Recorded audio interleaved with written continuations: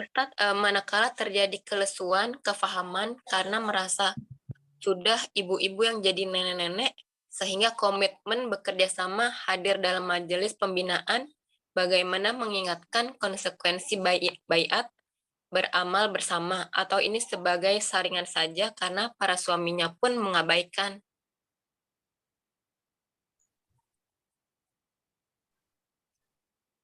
Ya, memang harus dikembalikan kepada motivasi awal berbaiat. Kenapa ada orang ketika ditawarin, kamu akan dibaiat, siap nggak? Siap. Ya, karena di dalam dirinya nilai-nilai Islamnya masih hidup, ya, sebetulnya masih berkobar-kobar gitu ya. Yang tentu dengan semangat, ya, semoga ini menjadi bekal akhirat dan selamat dari api neraka dan seterusnya. Sehingga ketika dia siap berbaiat, itu dengan tujuan untuk mengatasi saat-saat mungkin dia melemah, ya. Karena melemah, ingat baiat, ya. Maka dia akan menjawab, nggak mungkin saya, ya, menyanyiakan, ya, poin-poin baiat saya. Ya. Itu yang pertama, ya. Kedua, baiat itu kemudian setelah manusia berbaiat itu memang dia akan mengalami apa ya? Mengalami ujian perjalanan hidup, ya. Ya, ibarat rumah tangga aja, rumah tangga awal-awal ya biasalah selalu, ya, selalu dalam kondisi baik, ya. Tapi kalau sudah 20 tahun, 30 tahun tergantung maintenance-nya, ya. Tergantung maintenance-nya. Maintenance-nya baik, 30 tahun tetap aja suasananya baik. Ya, tidak ada istilahnya apa itu, rumah tangga double L, ya. Ya, rumah tangga lo lagi istilahnya. Ya. Enggak, ya. Istilahnya, pasanganku hari ini punya nuansa beda, besok punya nuansa beda. Kenapa? Karena maintenance-nya baik, ya. Maka begitulah seharusnya baiat itu harus di-maintenance, ya. Tilawahnya, ilmunya, ibadahnya, ya, kecintaannya kepada orang beriman, ya, kepada sesama komunitasnya itu harus di-maintenance dengan baik, ya, supaya tanpa disadari itu sudah yang akan mengikatnya di dalam setia kepada baiatnya, ya. Ya, sebaliknya orang yang tidak memelihara dengan baik baiatnya, ya, sudah tahu berbaiat.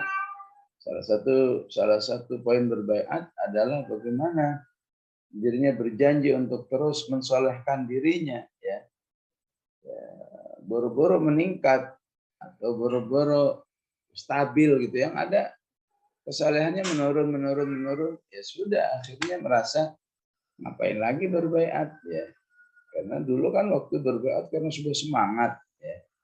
Ketika sumber-sumber semangatnya dilemahkan, ya, alias tidak dijaga, tidak dievaluasi, ya udah, ya. Bahkan seseorang bisa merasa, wah ini kan bukan baiat yang syar'i istilahnya, cuma baiat amal atau baiat ya yang masih diinovasi. Ya udahlah nggak usah, akhirnya ditinggal, ya. Maka ini, ya, bisa berdampak pada pembatalan terhadap baiat itu sendiri, ya. Jadi ya istilahnya komunitas itu sendiri yang harus ikut aktif, ya, aktif. Dia kenapa? Sudah lesu baiatnya, mungkin tilawahnya kurang, ibadahnya kurang, ilmunya kurang, ya. Berada dalam komunitas baiat, nyari ilmunya sebulan sekali, yang nggak seimbang lah. Ya. Ya. Itu pun hanya ilmu-ilmu yang sifatnya ringkasan-ringkasan. Ya. Ya. Ya. Bersyukur kepada Allah, semoga Allah terus memberi hidayah kepada kita dan semua kaum muslimin. Seharusnya nyari ilmunya minimal sepekan sekali seperti ini, ya. Walaupun sejam, ya. Nah, ini hampir nggak banyak dilakukan, ya, oleh orang-orang berbaiat, ya. Hatam surat Maryam, hatam surat An-Nur, hatam surat Al-Ahzab. Sekarang juz 28. Ya. Tidak bermaksud ingin menyombongkan diri, tapi ingin mengakui inilah pertolongan Allah Subhanahu wa taala. Walaupun seminggu sekali, sejam, kalau terus menerus, ya, wah, sudah sekian banyak surat dipelajari. Ya. Ya. Tapi mereka yang belum punya kesadaran seperti ini, ya tentu sangat sedikit perkembangan ilmunya, ya. Padahal, ya, dalam kehidupan berbaiat, ilmu itu menjadi sesuatu yang rukun, yang nggak bisa ditinggal, ya. Di konteks juz 28 saja itu dibahas di Al-Mujadilah, ya. Ya ayyuhalladzina amanu idza qila lakum tafassahu fil majalis fafsahu yafsahillahu lakum wa idza qila anshuzu fanshuzu. Itu menggambarkan kehidupan orang-orang berbaiat itu, ya, tidak pernah sepi dari majelis-majelis ilmunya, ya.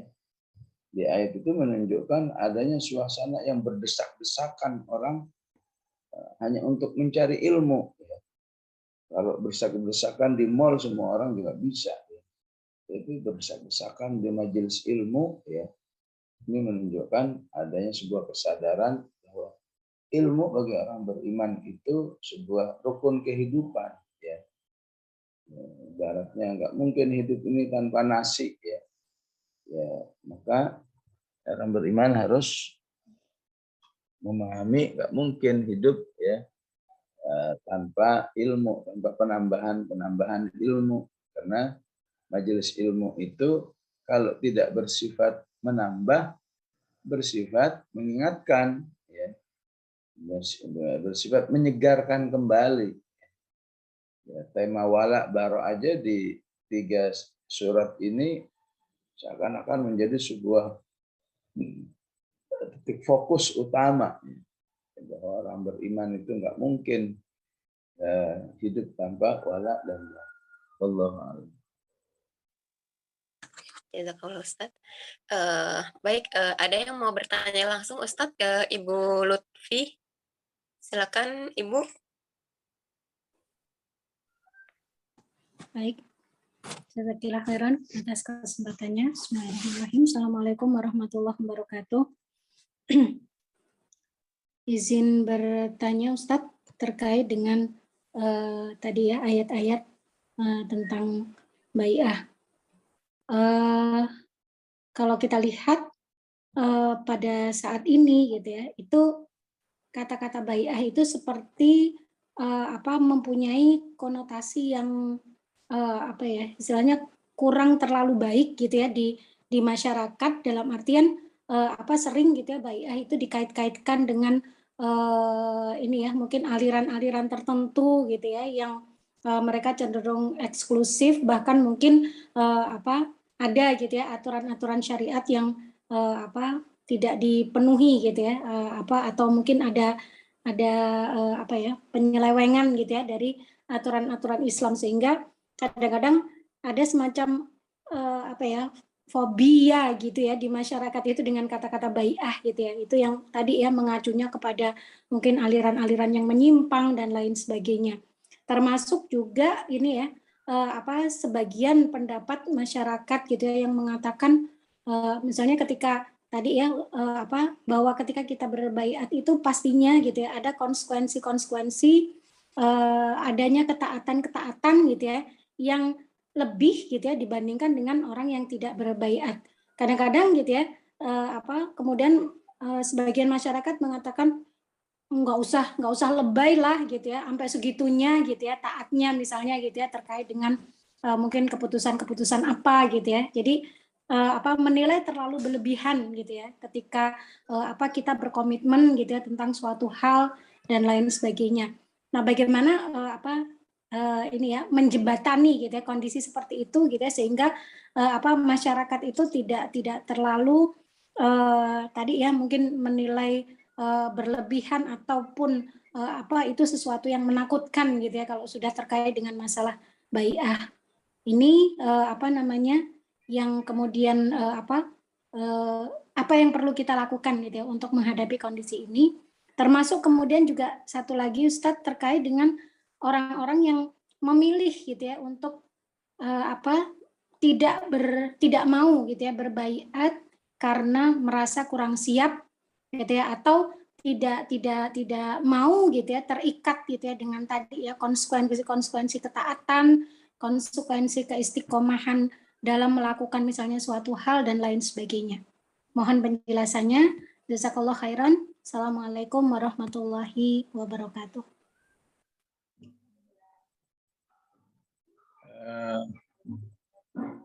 Jadi apa yang disimpulkan oleh masyarakat memang tidak terlepas oleh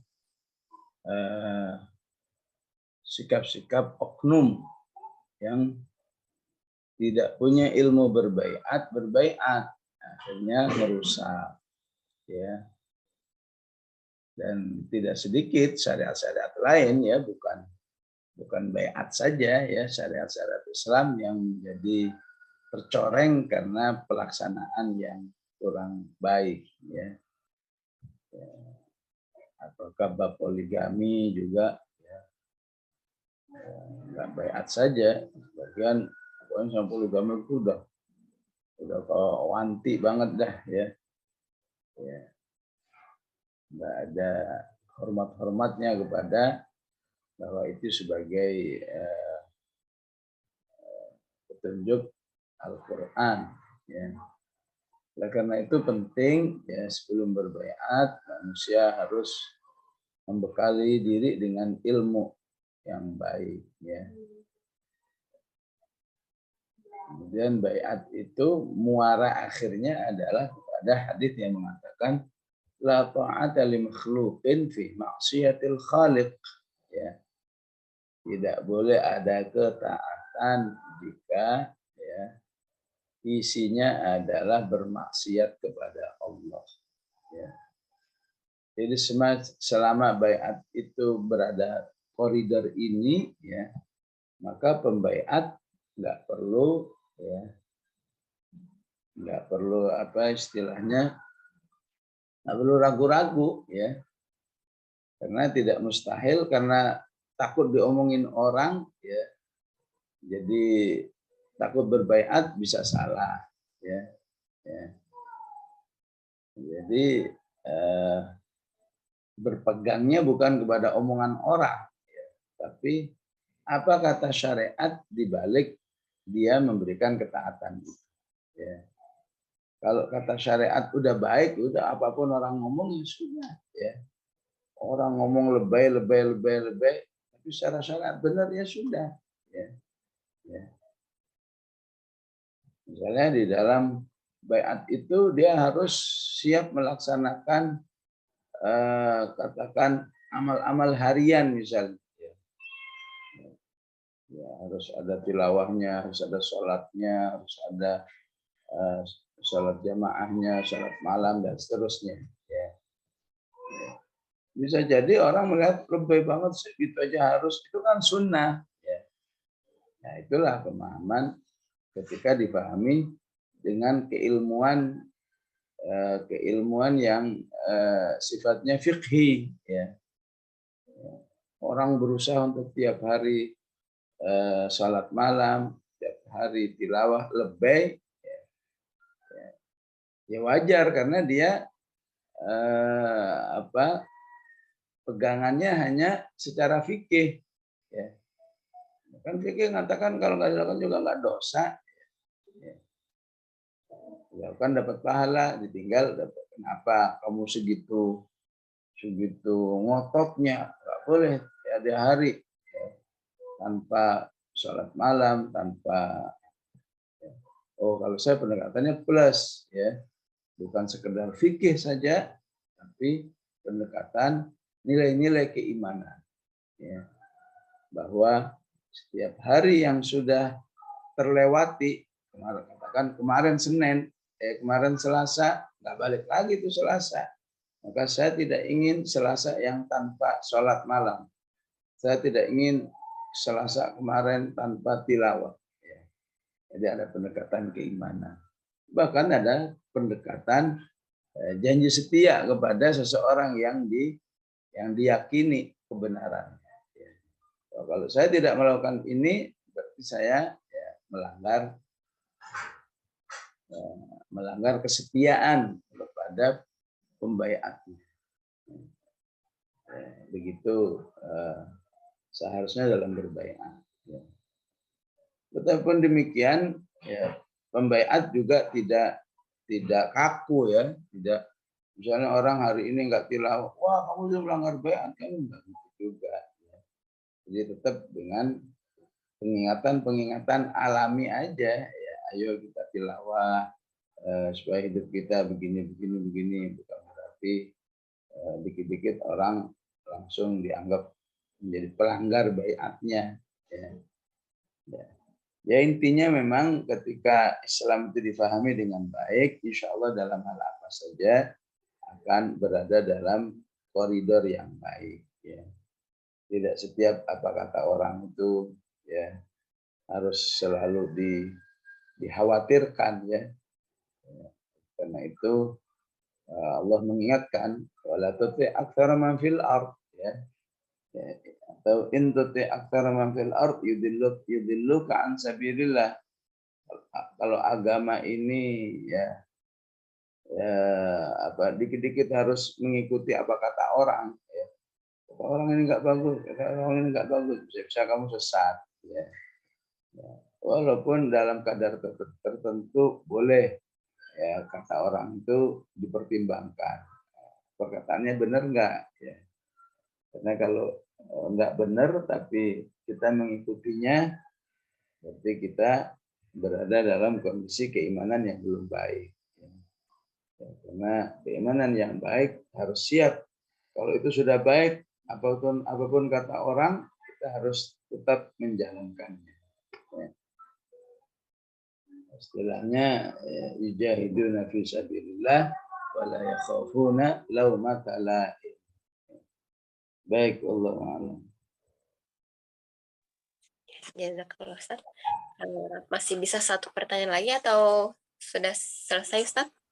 Ya kalau ada boleh. Ya. Ustadz mau bertanya, baiat dalam menghafal Al-Quran hukumnya wajib ditunaikan atau tidak Ustadz? Dan satu lagi Ustadz, apakah syahadat itu baiat tertinggi seorang muslim? Ya, kalau sudah merasa berbaiat ya jadi harus ya. Oleh karena itu, karena ini baiat amal ya, boleh seseorang berpikir dua kali ya. Saya mau mengikuti baiat menghafal Quran, kira-kira saya bisa menjangkau enggak ya? Ya. Kalau masih ragu, sebaiknya nggak usah ikutan ya.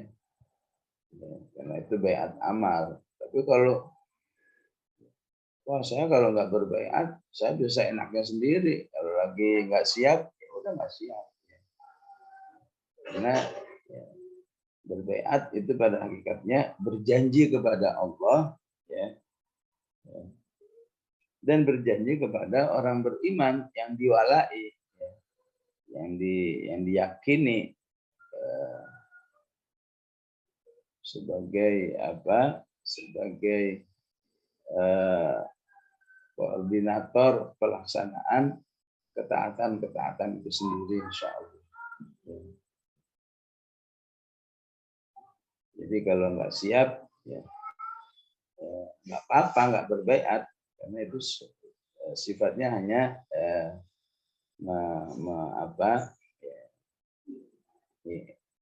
menambah ikatan beramal. Syahadat asal artinya adalah memang berjanji kepada Allah. Jadi urusannya kepada Allah Subhanahu wa taala. Maka siapa yang tidak komitmen terhadap syahadatnya, berarti urusannya dengan Allah Subhanahu wa taala.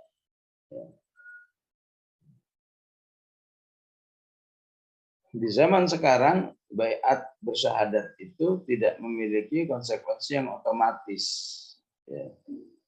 sebagai sebuah baiat janji setia.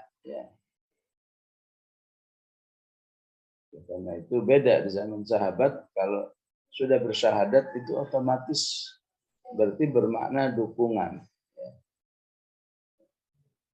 Maka dalam kondisi seperti ini, kaum muslimin mengkiati lagi dengan baiat, tambahan baiat. Karena itu biasanya sebelum baiat pasti ada kalimat syahadat dulu. Asyhadu an la ilaha illallah dan seterusnya. Sehingga kalaupun urusannya hanya berjanji kepada Allah, ya besar syahadatnya.